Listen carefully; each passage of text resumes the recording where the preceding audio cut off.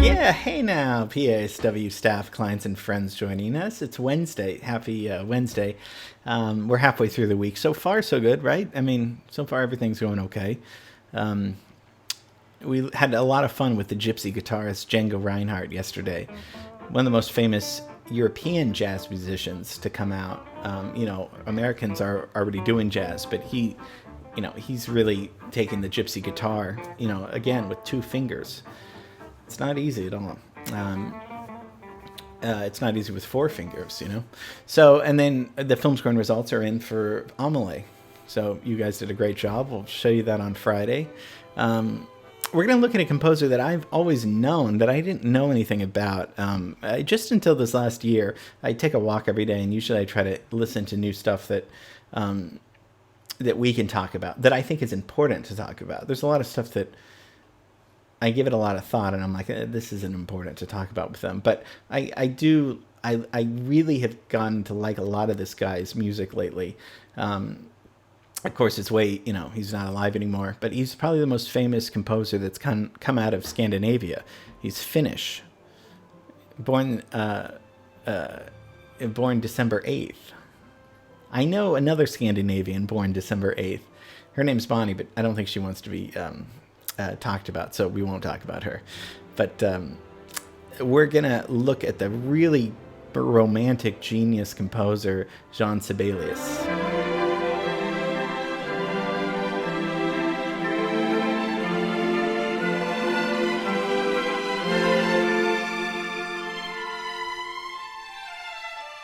Finnish, yeah. So, I mean, we got to get to Finland. I don't know where it is. Let's go. Let's go from Belgium to Finland. And this is where Jean Sibelius is born. He's born in 1865. And so let's get a timeline up here because he's born right when Debussy's born. So they're almost, but he lives a long time. He lives till 91 years old. So he dies in 1957. It's weird to think that you're born in the Civil War, when the Civil War ends, but then you're seeing Elvis and all this other stuff. So it's interesting to think of it that way. I don't know how he lived so long. He smoked and drank so much. I mean, he had to literally move out of Helsinki, like in Finland, and go into a cabin so he wouldn't, he would go on benders for days and they couldn't find him. It's sad. I mean, it's something, but we'll get to that. We'll get to his life. We'll get to a few pieces that I just want to share with you that I think that are just so terrific. Again, because they're melodic. There's some really great melodic, exciting music coming out. And this is at a time when the 20th century decides, in the early 20th century at least, decides that melody is not as important. And it becomes more of, what does the music look like on the paper, as opposed to, do we like hearing it? I know that sounds weird, but that's exactly what was going on in classical music in the 20th century. With the height of romantic music in the 19th century, I think critics and academics and other composers were just, they were tired of it. And I've been debating to do a class on Arnold Schoenberg. I mention him because I just don't want to put you guys through that. But Schoenberg mostly was responsible for saying, let's get rid of tonality. Even though he was a very tonal composer himself, after being tonal, he said, okay, we're going to go with atonality, which, atonality means not tonal. Atypical means not typical. So you can put an A in front of anything and it's not, atovar, that means not tovar. So with Schoenberg, but Sibelius, of course, he's not gonna fall for that. So he's very much in the tradition of composers like Wagner, who is writing, in the middle of the 19th century, highly romantic German operatic music, and also Tchaikovsky, who's writing ballets and super romantic music. Tchaikovsky's dead, though, by 1893, so Sibelius is, at that time, still just about to be really famous in Finland and in Europe. So he starts playing violin and piano at age 7 or 8, right around there. His uncle is his main teacher, and although they want him to go study law, music is more of his thing. So he studies music at the the Music Institute in Finland, and which is now called the Sibelius Academy. So that's pretty cool to have to go to a school and then they name it after you later. And he starts studying composition. And the first piece that we're going to look at is probably his most famous. It's Finlandia. Finlandia is the unofficial national anthem for Finland, and it sounds like a national anthem. It's highly melodic, a lot of brass. So Finlandia is a tone poem. We haven't looked at tone poem. Tone poem is for the most part a symphonic work, only in one movement. So symphonies are in multiple movements, usually 4 or 5. Respectfully. Whatever respectfully means. Does that mean with respect? But tone poem is just one movement that's usually like 10 or 15 minutes long. Strauss and Liszt did tone poems, and we'll look at those composers. But for right now, Sibelius's tone poem Finlandia premieres finished and premiered around 1899 or 1900. They're not sure exactly on the year. So what a time period for something to be done and finished and premiered by, because the 20th century's got to be the most amazing century ever in terms of invention, technology, science, and then music too. So but he's showing a lot of melody in this tone poem. He's not doing with what other composers are doing, where they're straying away from melody. He's very bold in it, and maybe that's what upset some people.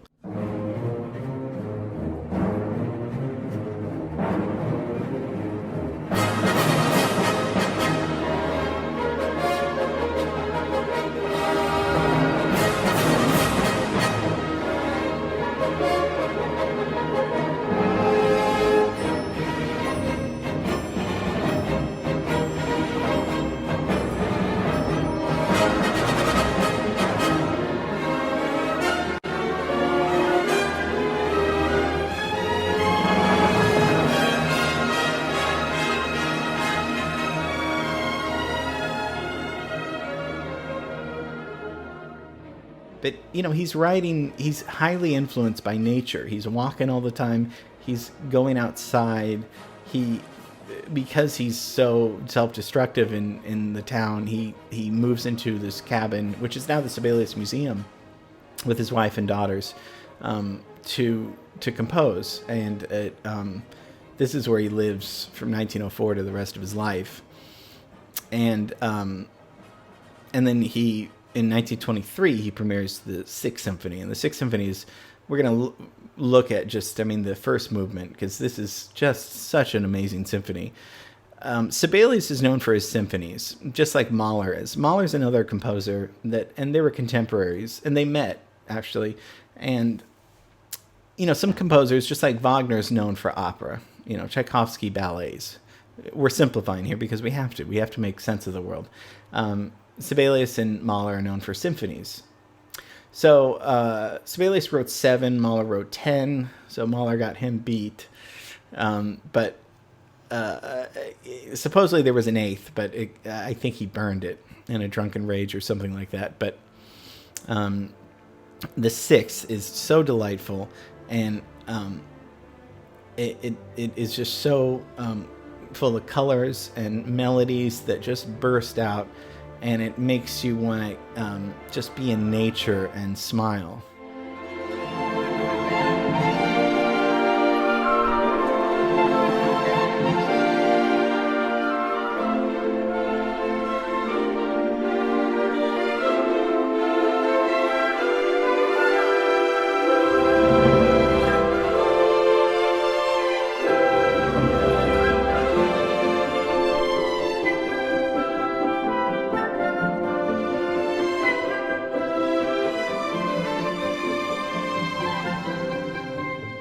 What Sibelius is doing in the Sixth Symphony, or in a lot of his music, especially in the later part, is he's taken away formal things in music. So, like sonata form, things that Beethoven and Mozart were writing, even Mahler's writing sonata form. He's not doing that. He's focusing more on themes and developing themes and contrasting themes together and evolving themes. I think that's what was so different to people that heard his music. They weren't used to hearing it wasn't free form, but it was freer than other composers were writing at. And his use of ostinati. Okay, so ostinato is kind of a repeating rhythm. We looked at ostinato, and the plural is ostinati, with minimalist composers that come out in the 70s, 80s, and 90s, years later. In particular, we did a class on John Adams, if you remember.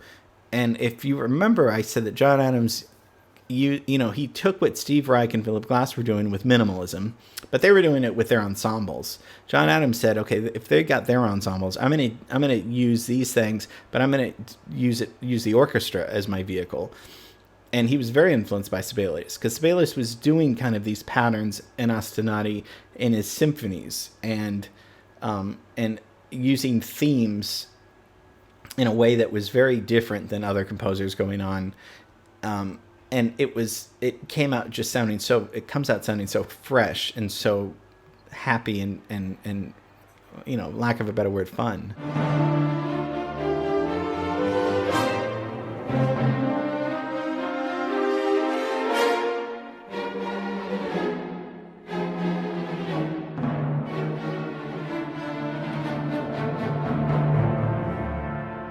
So his big thing with the symphonies and his music is themes and developing themes. And that's different. And I think if you're writing symphonies, sure, symphonies have themes in them, but he was using themes in a very, making a grand statement with the themes, instead of, that was modern, that I think that made somebody like John Adams really like his kind of music. This is just some wonderful music I wanted to share with you on the Finnish composer Jean Sibelius. It's funny because it's not funny, but in 1951, while Sibelius was still alive, Rene Leibowitz, I don't know Leibowitz at all, but music theory and music expert, whatever expert means, he wrote something, and the title was Sibelius, the worst composer in the world. And that was the name of the title. I mean, it's so hard for artists to do their own thing already. And then when you have critics and experts on top of that, it's one thing to not like something, but to actually write something that it's the worst thing. Sibelius, I don't think this wasn't a retort to that, but he did say, and this is interesting, he did say, pay no attention to what critics say. No statue has ever been put up to a critic. And that's true. So, critics are important for sure, and we're all critical of things. But if we think of the statues that have been put up of great thinkers, great artists, I don't think there's any critic that's had a statue of them. It's just something to think about. So it's the art and the work that's the most important part. And they did erect a statue of Sibelius, so it worked out well for him. Okay, that's Jean Sibelius. Hope you enjoyed it. Some lovely, beautiful music. Go out and take a walk and listen to his music. I will later today, and that means you have to. Okay, just kidding. Okay, love you and miss you. And tomorrow we're gonna go back to LA and look at a very cool building in my neighborhood, if that's okay. Okay, see you tomorrow. Bye.